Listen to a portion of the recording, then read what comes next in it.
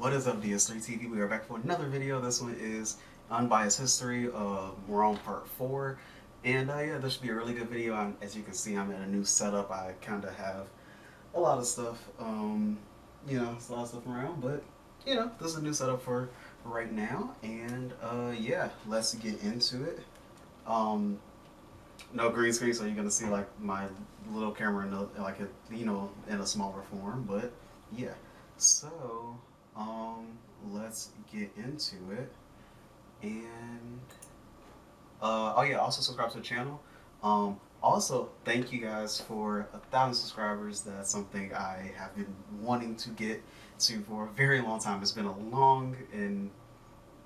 very long 5 years, but we finally got there, and thank you guys for that. I'm thinking about some new merch ideas actually. That might come to fruition.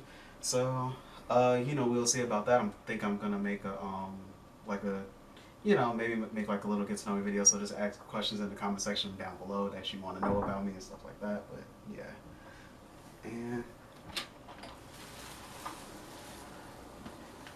Thank you. no problem. But yeah, let's get into the video and play.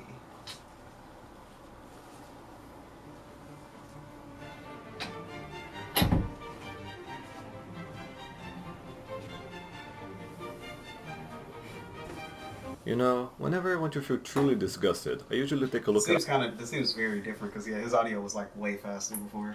a map of Italy from the 4th century. Gauls to the north, Greeks to the south, and an unholy mix of Etruscans, Umbrians, and Samnites in the middle. Absolutely disgusting. And it is with those fucking Samnites where the wars for Italy's fate would start. They lived in the Apennine Mountains, often raiding the lower plains of Campania and taking cities like Capua. Rome went to the extra mile.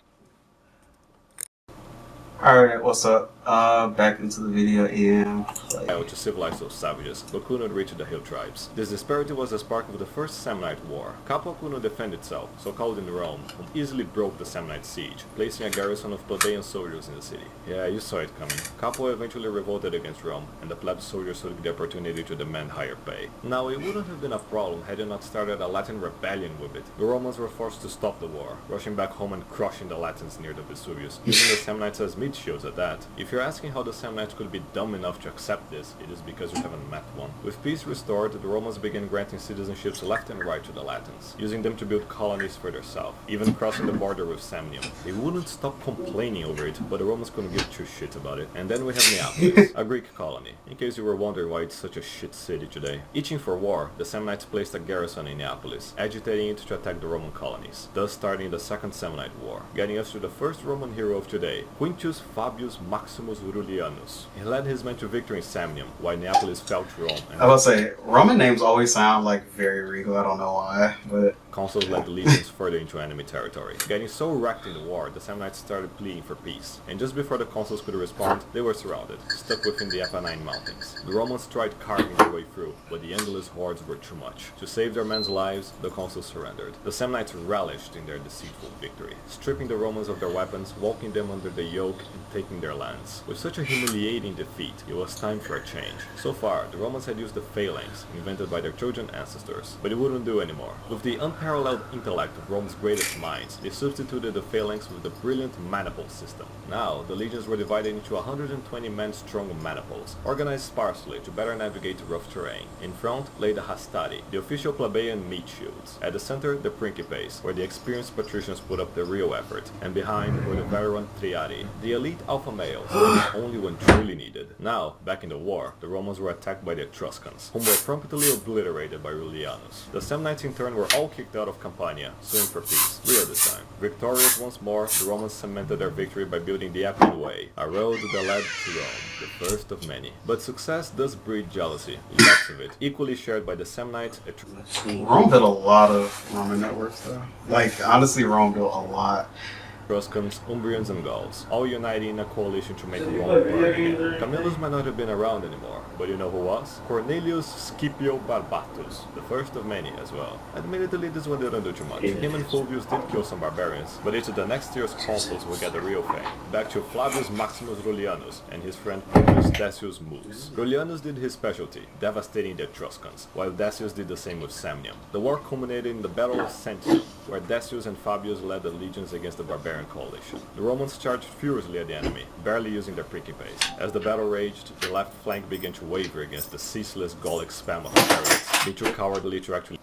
I like how he made one of them a Cyclops, just to show how, like, plebeian they are. They fight on the field. Seeing the danger, Decius led a suicidal charge against them, sacrificing himself to buy time. Given the opportunity, Fabius sent half of the Triadi to save the left flank, and the other half to rout the Samnites. As they fled the field and the Romans set pursuit, Fabius sent the Triadi to surround the Gauls, slaughtering them all, retribution for the sack of Rome, which will only be fully avenged in the centuries to come. Oh, how I wait. Triumphant a third time, Rome annexed all of central Italy, now the map of the peninsula, with two exceptions, those being the Gauls up north, whose time will come, and the Greeks down south in Magna Graecia. The resulting few years of peace ended soon after, for while Rome was mediating a dispute in a Greek city with their navy, Tarentum completely chimped out and attacked them, over some ancient maritime treaty or some bullshit excuse. Surely, the Greeks in Tarentum weren't stupid enough to deny paying the reparations, right? If you're asking that, it's because you don't know one. Sure enough, war it was, and Tarentum immediately pleaded for help from mainland Greece. Now, I won't waste your time with the utterly insane, shit-flinging mess that was Greek politics by then. Safe to say, there was a kingdom called Epirus, led by a Greek king named Pyrrhus. He had 20,000 Greeks, 20 Indian war elephants, and nothing to fucking do.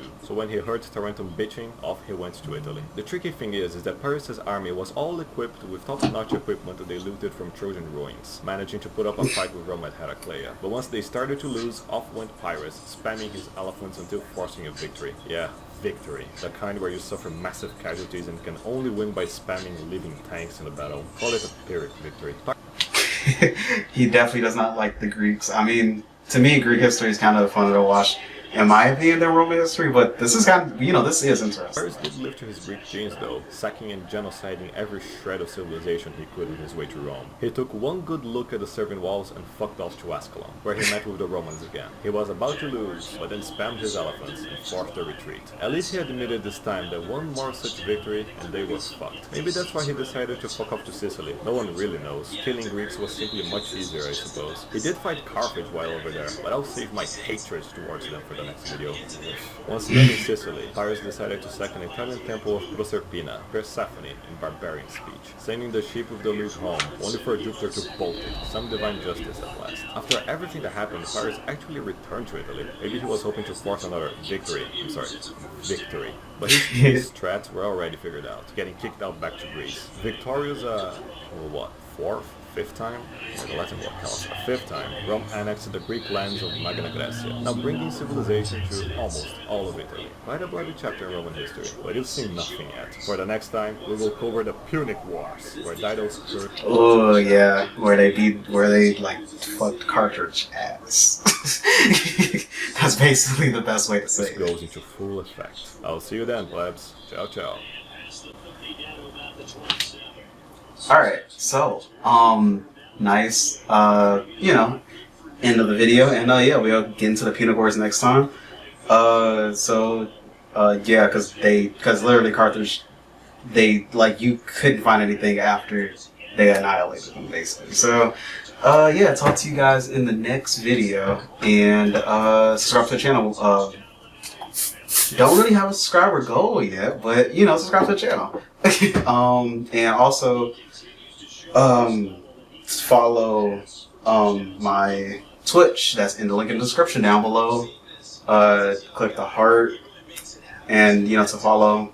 We click the link down in the description down below, and yeah. Yeah, talk to you guys in the next video. Peace.